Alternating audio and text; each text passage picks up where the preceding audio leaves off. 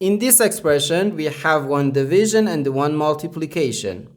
According to the order of operations, multiplication and division have equal priority and we have to work from left to right. So here first we have to do this division, then this multiplication. Okay, so first 15 divided by 1 over 5. According to the KCF rule, K stands for keep, C stands for change, and F stands for flip.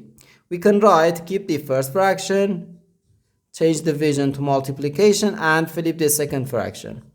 And here we have times 5. 15 times 5 gives us 75. So 75 times 5. Okay?